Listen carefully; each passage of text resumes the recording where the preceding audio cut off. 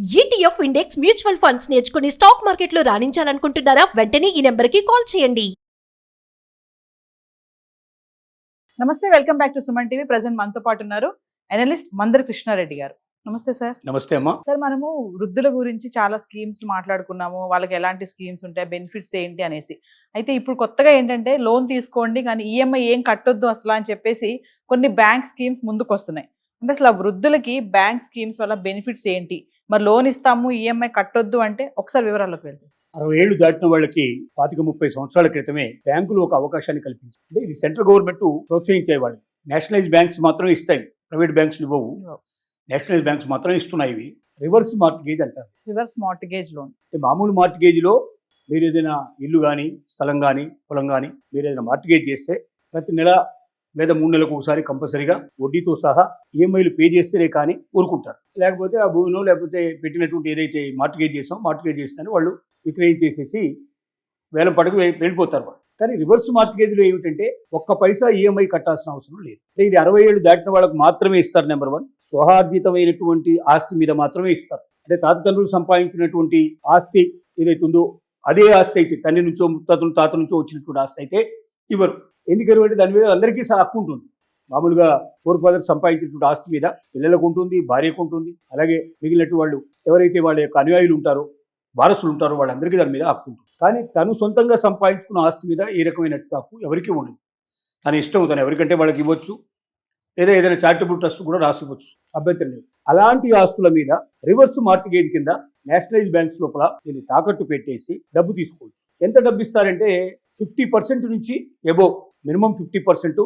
Above అనేది అక్కడ ఉన్నటువంటి రేట్ ఏమిటి, పరిస్థితి ఏమిటి, వాటన్నిటి దృష్టిలో పెట్టుకొని కొంత కన్సిడర్ చేయడానికి పాసిబిలిటీస్ ఉంది. ఎందుకంటే 60 ఏళ్లకి దీన్ని తాకట్టు పెట్టినా ఇంకా 20 ఏళ్ళైనా మినిమం బతకొచ్చు. ఈ రోజున్న పరిస్థితుల్లో 30 ఏళ్ళు బతికినా ఆశ్చర్యపడాల్సిన అవసరం లేదు. ఒకప్పుడు అంటే తొందరగా చనిపోయేవాళ్ళు, కానీ ఇప్పుడు ఆరోగ్య పరిస్థితులు బాగా మనకు ఎక్కువగా రావడం వల్ల, బాగా మెరుగుపడటం వల్ల ఎక్కువ రోజులు బతికే అవకాశాలు ఉంటాయి. కాబట్టి 20 నుంచి 30 సంవత్సరాలు బతుకుతారని దాన్ని అంచనా వేసుకొని 30 ఏళ్ళకు వడ్డీ ఎంత అవుతుందో లెక్కలేసుకొని వడ్డీతో సహా ఎంతకాలం బతుకుతాడనేది లెక్కలేస్తారు. అంటే అతని ఆరోగ్య పరిస్థితులు వాటి బట్టి కూడా లెక్కలేస్తారు. ఆ 20 ఏళ్ళు 30 ఏళ్ళు అతను బతికేటువంటి టైం చూసి దానికి ఎంత వడ్డీ వస్తుంది, ఇచ్చే డబ్బు ఎంత, దానికి వడ్డీ ఎంత, ఈ వడ్డీ అసలు కలిపి టోటల్గా దాని యొక్క వాల్యూకు సరిపోతుందా లేదా అని చెక్ చేసుకొని ఇస్తారు. కాబట్టి మినిమంలో మినిమం 50% అయితే గ్యారెంటీగా వస్తుంది. ఒకసారి 60-70 దాకా కూడా వచ్చే పాసిబిలిటీస్ ఉంటుంది అతని ఆరోగ్య పరిస్థితులను బట్టి. తర్వాత అట్లాగే వడ్డీ రేట్లు బట్టి వాటి బట్టి తీసుకొని వాళ్ళు లెక్కలేసుకొని లెక్కల ప్రకారంగా వాళ్ళు చేసి ఇస్తారు. ఇది ఒంటరిగా ఒకరు తీసుకోవచ్చు, లేదా భార్యాభర్తలు ఇద్దరు 60 ఏళ్ళు దాటి ఉన్నట్టయితే వాళ్ళు కూడా తీసుకోవడానికి పాసిబిలిటీస్ ఉంది. ఈ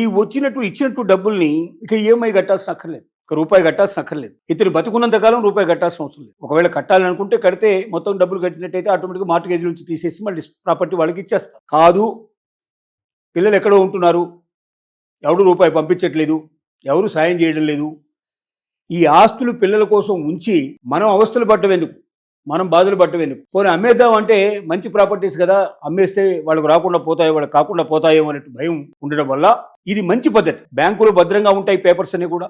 వాళ్ళు చనిపోయిన తర్వాత లోన్ తీసుకున్నారు, కట్టలు ఏం కట్టలేదు, అయిపోయింది, చనిపోయారు. చనిపోయిన తర్వాత ఎవరైతే నామినీ ఉంటారో, నామినీ పెడతారు కంపల్సరీగా. ఆ నామినీ ఎవరు ఉంటారో వాళ్ళు పిలుస్తారు, వాళ్ళకి ఇన్ఫర్మేషన్ ఇస్తారు. మీ నాన్నగారు లేక మీ అమ్మగారు మీరు మార్టిగేజ్ చేశారు, డబ్బు తీసుకున్నారు, ఇది రివర్స్ మార్టిగేజ్, కాబట్టి దీనికి ₹1 మేము ఇంతవరకు తీసుకోలేదు, తీసుకున్నది అసలు ఎంత, వడ్డీ ఎంత, మొత్తం కలిపి ఇంత అమౌంట్ అయింది, మీరు ఆ డబ్బు పే చేసినట్టయితే ఈ ప్రాపర్టీ మీ పేరు మీద మీకు ఆటోమేటిక్గా ఇచ్చేస్తాం, ఈ పేపర్స్ అన్ని మీకు హ్యాండ్ అవుట్ చేస్తాం. లేదు మీరు కట్టనంటే దీన్ని మార్టిగేజ్ చేసినట్టు కాదు, కాబట్టి దీన్ని ఏం చేస్తామంటే వేలం వేస్తాం. ఆ వేలంలో ఎంత డబ్బు వస్తుందో చూసి మాకు రావాల్సిన డబ్బు అంతా మేము తీసుకుని మనం మిగిలితే మీకు ఇస్తాం. మాకు రావాల్సింది కాకుండా ఇంకా తక్కువ వస్తే వారసులు కట్టాలని ఇన్ఫర్మేషన్ ఇస్తాం, ఎవరికైతే ఈ ప్రాపర్టీ పోతుందో వాళ్ళకి. సో ఇది వాళ్ళు చెప్పేటువంటి విషయం అన్నట్టు. సో దీనివల్ల ఏమిటి లాభాలు అంటే, వృద్ధాప్యంలో ఉన్నటువంటి వాళ్ళని పిల్లలు దగ్గరికి రానివ్వకుండా, వాళ్ళు దగ్గరికి రాకుండా, వీళ్ళకి ఏ రకమైన సహకారం అందించకుండా, వీళ్ళకి ఆర్థికంగా డబ్బు ఇవ్వకుండా, వీళ్ళ అవసరాలు తీర్చకుండా, వీళ్ళ ఆరోగ్యానికి చూడకుండా నెగ్లిజెన్సీ ఎవరైతే చూపిస్తున్నారో అలాంటి పిల్లలకు, అలాంటి పరిస్థితుల లోపల ఈ ప్రాపర్టీని మార్టిగేజ్ చేసేసుకొని రివర్స్ మార్టిగేజ్ ద్వారా డబ్బు తీసుకొని తిరిగి చెల్లించాల్సిన అవసరం లేకుండా తమ జీవితాన్ని అంతా కూడా సంతోషమైన చేసుకుని, దీన్ని ఒకేసారి మొత్తం తీసుకోవచ్చు, లేకపోతే విడతల వారిగా ఇన్స్టాల్మెంట్లో కూడా డబ్బు తీసుకోవచ్చు, మన ఇష్టం. ఇంత శాంక్షన్ మీకుంది, మీరు ఎప్పుడెప్పుడు ఎంత తీసుకుంటారో అంత వడ్డీ పడుతూ పోతుంది. మొత్తం ఒకేసారి తీసుకోవాలని ఏం లేదు ఇక్కడ. సపోజు ఒక 50 లక్షలు శాంక్షన్ అయింది అనుకోండి, 50 లక్షలు ఒకేసారి తీసుకోవాల్సిన అవసరం లేదు. ఇవాళ 5 లక్షలు అవసరం తీసుకున్నారు, మళ్ళీ 2 సంవత్సరం తర్వాత ఇంకో 5 లక్షలు 10 లక్షలు ఇలా కూడా తీసుకుంటూ వెళ్ళొచ్చు.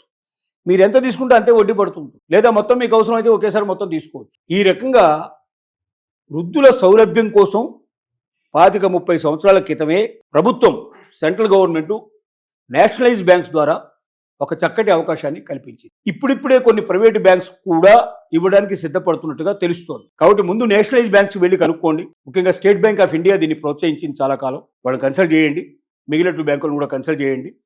ఎవరికైనా అవసరమైతే సీనియర్ సిటిజన్ దీని ద్వారా లాభం పొందండి.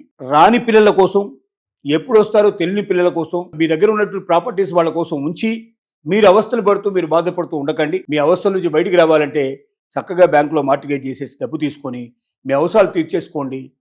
మీరు చనిపోయేదాకా రూపాయి పే చేయాల్సిన అవసరం లేదు. నిశ్చింతగా మీరు బతకొచ్చు. హాయిగా మీ జీవితాన్ని పూర్తి చేసుకోండి. తర్వాత ఏం జరుగుతుందో తర్వాత జరుగుతుందో దానికి మనకు సంబంధం లేని విషయం. Thank you sir.